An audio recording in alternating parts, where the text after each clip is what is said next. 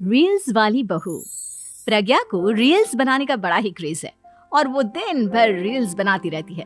खाते पीते घूमते फिरते घर में कॉलेज में रील्स बनाने के कारण प्रज्ञा पूरे कॉलेज में हाईलाइटेड है। जहां उसकी रील्स सभी को पसंद आते हैं, वहीं मनीषा चिंता में डूबी रहती है। एक रोज जब खाते हुए प्रज्ञा रील्स बना रही होती है, तब मनीषा कहती है, 1 मिनट भी चैन नहीं है इस लड़की को। ये नहीं कि खाना तो आराम से खा ले, लेकिन नहीं, अरे थोड़ी देर रील्स नहीं बनाओगी तो आसमान नहीं टूट पड़ेगा। अरे मम्मी, इसी को तो कहते हैं डिटर्मिनेशन। तुम नहीं समझोगी ये सब। भगवान, इस लड़की को सद्बुद्धि दे।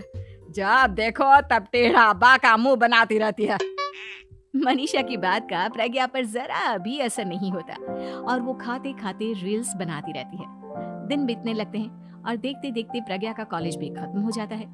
आए दिन कोई ना कोई मनीषा को प्रज्ञा की शादी करवाने का सुझाव दे जाता है। सब ठीक ही कहते हैं, प्रज्ञा की शादी कर देनी चाहिए। अपने घर के काम काज में व्यस्त हो जाएगी तो खुद ही ये रील्स और नाच गाना बंद हो जाएगा। मनीषा और प्रेम प्रज्ञा के लिए एक अच्छा लड़का ढूंढने लगते हैं और तभी विकी का रिश्ता प्रज्ञा के लिए आता है, जिसने प्रज्ञा को उसकी रील्स देखकर पसंद कर लिया था। अगले दिन विकी अपने माता पिता के साथ प्रज्ञा के घर पहुंच जाता है और प्रज्ञा साड़ी पहने हाथों में चाय की ट्रे लिए उनके सामने आती है। जब विकी को पसंद है तो हमें भी बहू पसंद है। बहन जी, आप बारात की तैयारी कीजिए। एक बार लड़का लड़की अकेले में बात कर ले तो अच्छा रहेगा। हाँ हाँ, क्यों नहीं। मनीषा विकी को प्रज्ञा के कमरे में भेजती है, जहां प्रज्ञा पहले से ही रील्स बना रही होती है। तभी विकी कहता है, आ गए आपके साजन जी। हमारे साथ ये रील्स कंप्लीट करती तो और भी अच्छा रहता। अच्छा जी, अब आ ही गए हैं तो बना ही लेती हूँ आपके साथ। दोनों मिलकर रील्स बनाते हैं। जब वी मीट और तुरंत पोस्ट भी कर देते हैं। फिर विकी कहता है, जब आप साड़ी में चाय लेकर आए तब मुझे लगा कि कहीं मैं गलत घर में तो नहीं आ गया। अब सही है। दोनों की शादी पक्की हो जाती है और शादी के दिन भी प्रज्ञा रील्स बनाने से चूकती नहीं। यहाँ तक कि बारात के समय भी नाचते हुए रील्स बनाती है। सभी लोग प्रज्ञा की तारीफ के पुल बांध देते हैं और प्रज्ञा नाचती गाती अपने ससुराल चली जाती है। सब कुछ अच्छा चल रहा होता है। प्रज्ञा यहाँ भी दिन भर हर चीज की रील्स बनाती रहती है। लेकिन कुछ दिनों के बाद जब सुनीता कहती है, बहू, ये रील्स के साथ साथ कुछ काम भी कर लिया करो। वैसे तुझे और क्या क्या बनाना आता है? मम्मी जी, वैसे तो सब कहते हैं कि मैं सब कुछ अच्छा बनाती हूँ, लेकिन मुझे लगता है कि मैं मैगी अच्छा बना लेती हूँ। हाँ, कॉफी भी अच्छा बना लेती हूँ और मुंह तो सबसे अच्छा बना लेती हूँ। हैं? अच्छा अच्छा। सुनीता अपना माथा पकड़ लेती है और कहती है, बहू, कुछ खाना बनाना भी सीख लेती। मम्मी जी, मैं लंबी प्लानिंग कर रही हूँ। जल्दी ही मैं इतनी फेमस हो जाऊंगी कि मुझे पैसे मिलने लगेंगे। हम दोनों सास बहू राज करेंगे, राज। नौकर काम करेंगे और लोगों की तो लाइन लगेगी हमसे मिलने के लिए। तेरा दिमाग खराब हो गया है क्या बहू? हंसी मजाक तक ठीक है, लेकिन इस तरह घर नहीं चलते। जितना जल्दी हो इस घर के तौर तरीकों को सीख लो। प्रज्ञा मुंह घुमाकर चली जाती है और तुरंत उसी वक्त एक रील बनाती है। ये देख सुनीता का गुस्सा 7वें आसमान पर चला जाता है और विक्की के घर आती ही सुनीता उसे सब कुछ बताती है। विक्की भी अब प्रज्ञा की इन हरकतों से परेशान हो जाता है। तुम टेंशन मत लो मम्मा, मैं देख लूंगा। विक्की कमरे में जाता है तो देखता है कि प्रज्ञा रील्स बना रही है। विक्की बड़े ही प्यार से प्रज्ञा से कहता है, प्रज्ञा, इन सब के लिए मैं तुम्हें मना नहीं कर रहा हूँ, लेकिन फिर भी हर वक्त तो ये अच्छा नहीं लगता ना।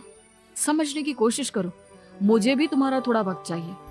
मैं जब ऑफिस से आता हूँ तो मुझे समय देने की जगह इसी में लगे रहते हो। तुम ज्यादा ही सोच रहे हो। तुम भी मेरे साथ रील्स बनाओ ना, तुम्हें भी बहुत अच्छा लगेगा। तुम्हें इज्जत से कोई बात समझ में नहीं आती क्या? दिमाग खराब हो गया है तुम्हारा इस चकाचौंध से। अगर तुमने अपना रवैया नहीं बदला तो मैं तुमसे दूर चला जाऊंगा। तुम ही रिश्ता लेकर आए थे, मुझे लड़कों की कमी नहीं थी और ना आज है। विकी दरवाजा पटक कर चला जाता है। धीरे धीरे विकी प्रज्ञा से दूर होता जाता है। एक रोज मनीषा प्रज्ञा के ससुराल उससे मिलने जाती है।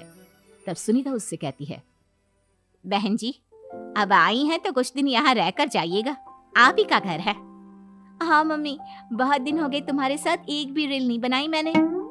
प्रज्ञा तुरंत अपने फोन में रील्स ऑन कर लेती है। ये सब मुझसे नहीं होगा। तेरा ये भूत अभी तक नहीं उतरा क्या? बहन जी, आप कुछ कहती नहीं क्या इसे? जब आप ही कुछ नहीं कर पाई तो मैं कर ही क्या सकती हूँ। सास तो वैसी ही बदनाम है। शाम को घर की लाइट चली जाती है और मनीषा प्रज्ञा से कहती है, मेरे घुटनों में बहुत दर्द हो रहा है, तू लाइट का कुछ इंतजाम करना बेटा। अच्छा, कैंडल जला देती हूँ मम्मा। प्रज्ञा गाते हुए कैंडल जलाती है और खिड़की के पर्दे के पास रख देती है। मनीषा, जिसे बहुत दर्द हो रहा है, वो सो जाती है और प्रज्ञा हमेशा की तरह अपने रील्स में लग जाती है। उधर कैंडल की वजह से पर्दा आग पकड़ लेता है और मनीषा के कमरे में आग लग जाती है। बचाओ, कोई है, बचाओ। सभी भागते हैं और विकी कमरे की आग बुझाने में लग जाता है, लेकिन तब तक मनीषा आधी जल चुकी थी। मनीषा की हालत देख प्रज्ञा रोने लगती है। विकी मनीषा को तुरंत हॉस्पिटल ले जाता है और उसे एडमिट कराता है। विकी प्रज्ञा से कहता है, देख लिया ना, तुम्हारे इस नाच गाने की वजह से आज तुम्हारी माँ की जान जाते जाते रह गई। अब पता नहीं तुम और क्या चाहती हो। उधर डॉक्टर कहते हैं, इनकी हालत बहुत नाजुक है, आधे से ज्यादा जल चुकी है। प्रज्ञा रोती हुई मंदिर में जाती है और भगवान के आगे जाकर कहती है, भगवान, मेरी माँ को ठीक कर दो। मैं कसम खाती हूँ, हाथ से ये रील्स बनाना छोड़ दूंगी। बस मुझे मेरी माँ वापस मिल जाए। 2 दिन बीत जाते हैं और मनीषा खतरे से बाहर आ जाती है। पेशेंट अब ठीक है, आप लोग उनसे मिल सकते हो। सब कोई मनीषा से मिलता है और प्रज्ञा सबके सामने अपना फोन तोड़ देती है। मुझे माफ कर दो मम्मा, मैंने तुम लोगों की बातों को नजरअंदाज किया। बेटा, कोई भी चीज जरूरत से ज्यादा खराब है। मैंने तुम्हें रील्स बनाने से कभी मना नहीं किया, लेकिन हर वक्त एक ही चीज तो सही नहीं है। मैं समझ गई हूँ मम्मा, आई एम सॉरी। प्रज्ञा उस दिन से रील्स बनाना छोड़ देती है और पूरी तरह से अपने घर में लग जाती है।